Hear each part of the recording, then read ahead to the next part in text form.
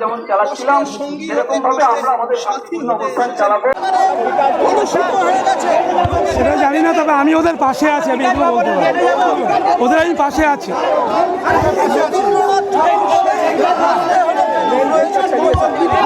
শিক্ষার জন্য, শিক্ষকদের উপরে, তাই আমি নিজেই এসেছি রবীন্দ্রনাথের বেশে,